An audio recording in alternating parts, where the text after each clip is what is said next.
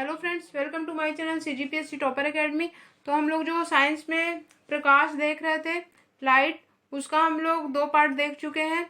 आज हम लोग देखेंगे प्रकाश का 3rd पार्ट, जो कि है प्रकाश के परावर्तन के नियम। ठीक है, परावर्तन के नियम चाहे समतल होगा चाहे वक्र होगा, सतह चाहे जैसी भी हो, समतल या वक्र, प्लेन या फिर सर्कल, कैसी भी सतह हो, जो प्रकाश के परावर्तन के नियम है वो दोनों के लिए समान होंगे, दोनों के लिए बराबर होंगे।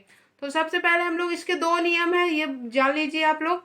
इसके मात्र 2 नियम है कि प्रकाश का परावर्तन कैसे होगा। ये बस 2 नियम को फॉलो करता है। पहला नियम है, आपतित किरण आपतन बिंदु पर अभिलंब तथा परिवर्तित किरण एक ही तल में होते हैं। ठीक है, आपतित किरण आपतन बिंदु पर अभिलंब तथा परिवर्तित किरण एक ही तल में होते हैं। तो ये पहला नियम है। अगर ऐसा होगा तो प्रकाश परावर्तन करेगा, अन्यथा परावर्तन नहीं करेगा। तो आपतित किरण किसे कहेंगे? आपतित किरण इंसिडेंट रे उसे कहते हैं, तल से टकराने वाली किरण। ठीक है, तल से जो टकराती है उसी किरण को हम लोग आपतित किरण कहते हैं। अब देखिए, आपतन बिंदु किसे कहते हैं? आपतन बिंदु वह बिंदु जिस पर किरण आपतित होती है उसे हम आपतन बिंदु कहते हैं। अब अभिलंब या नॉर्मल किसे कहते हैं? आपतन बिंदु से तल के लंबवत खींची गई काल्पनिक रेखा, उसे हम अभिलंब कहते हैं। फिर देखिए, परावर्तित किरण किसे कहते हैं? परावर्तित किरण जो होती है सतह से टकराकर वापस लौटने वाली किरण है। उसके बाद देखिए, सेकंड नियम क्या कहता है? दूसरा नियम कहता है, परावर्तन कोण सदैव आपतन कोण के बराबर होता है। अगर परावर्तन कोण आपतन कोण के बराबर नहीं होगा तो प्रकाश का परावर्तन नहीं होगा। परावर्तन कोण को आपतन कोण के बराबर ही होना चाहिए, तभी प्रकाश का परावर्तन संभव है। ठीक है, तो परावर्तन कोण क्या होता है? परावर्तन कोण अभिलंब तथा परिवर्तित किरण के बीच का कोण होता है। आपतन कोण जो होता है आपतित किरण व अभिलंब के बीच का कोण होता है। अब हम इसे थोड़ा समझ लेते हैं। थोड़ा देखिए कैसे इसको अच्छे से समझाया गया, डिटेल से समझाया गया, आप लोग अच्छे से देखिए। ठीक है, अब चलिए देखते हैं कि करके आपतन बिंदु क्या होता है, आपतित किरण क्या होती है। तो मान लीजिए सतह है, सतह को ले लीजिए, इसको P ले लीजिए, इसको Q ले लीजिए। ठीक है, ये सतह हो गई। समतल सतह भी हो सकती है, वक्र सतह भी हो सकती है, कैसी भी सतह हो, दर्पण की सतह है। ठीक है, और यहां से जो किरण आएगी, ये किरण को हम कहेंगे आपतित किरण। इस किरण को हम लोग आपतित किरण कहते हैं। जो आती है किरण सतह पे जो पड़ती है उसको हम आपतित किरण कहते हैं। और सतह पे जिस बिंदु पर किरण पड़ती है, इसको ले लीजिए B। ठीक है, जिस बिंदु पर किरण पड़ेगी उसको कहेंगे आपतन किरण, आपतन बिंदु। ये हो गया आपतन बिंदु। ठीक है, सतह पे जिस बिंदु पर ये आपतित किरण पड़ती है उसे हम लोग आपतन बिंदु कहते हैं। अब आपतित किरण क्या होगी? इसी बिंदु से रिफ्लेक्ट होगी, परावर्तित होगी। कहाँ से रिफ्लेक्ट होगी? B से परावर्तित होगी, आपतन बिंदु से परावर्तित होती है। और ये जो किरण परावर्तित होगी उसको हम लोग कहेंगे परावर्तित किरण,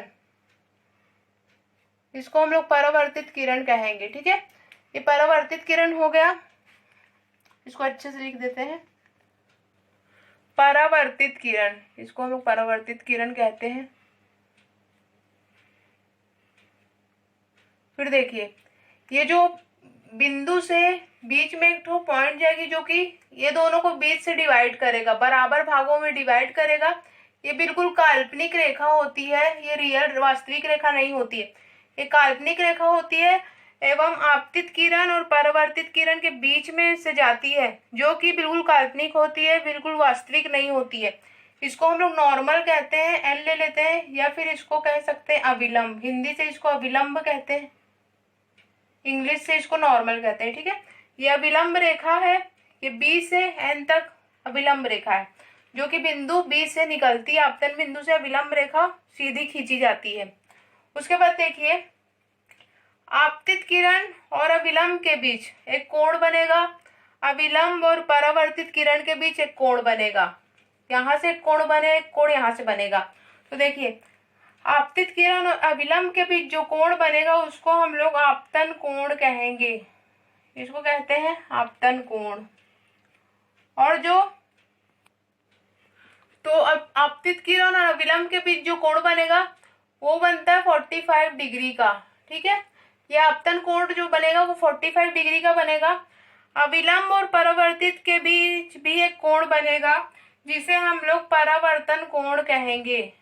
ठीक है, ये जो कोण बनता है ना इसको हम लोग परावर्तन कोण कहेंगे। ये भी 45 डिग्री का होगा। ठीक है, ये दोनों कोण जो होंगे 45 डिग्री के होंगे।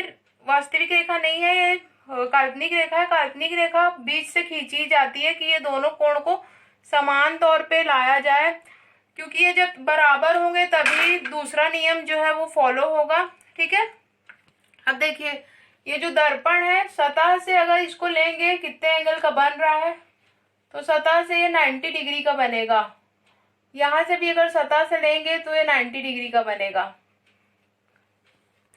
तो देखिए जो पहला नियम था वो क्या था, आपतन बिंदु पर आपतित किरण, परावर्तित किरण और ये अविलंब, ये जो आपतित किरण, परावर्तित किरण और ये अविलंब आपतन बिंदु पर एक ही सतह पर होगी। ठीक है, ये जो एक सतह पर ये तीनों किरण होगी उसे ही नियम कहेंगे।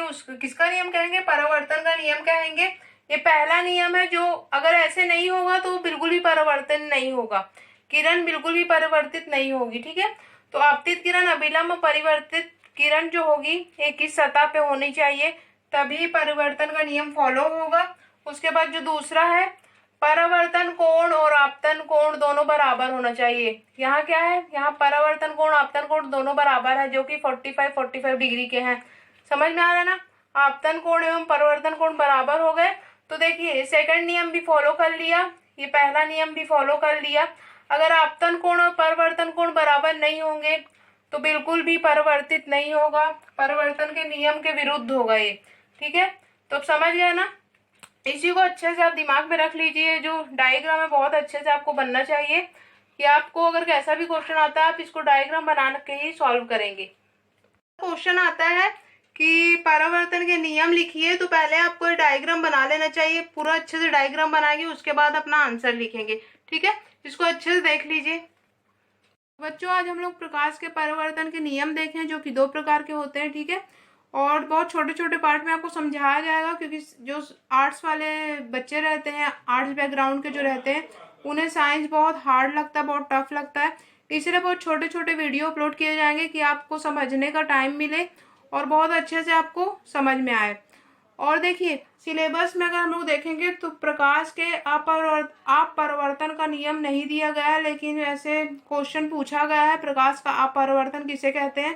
तो हम लोग नेक्स्ट वीडियो में अपरावर्तन को भी देख लेंगे। ठीक है, तो उम्मीद है आपको आज का वीडियो पसंद आया होगा और आपको समझ में आया होगा जितना मैंने समझाया है। नेक्स्ट वीडियो जल्दी अपलोड करेंगे। Thank you.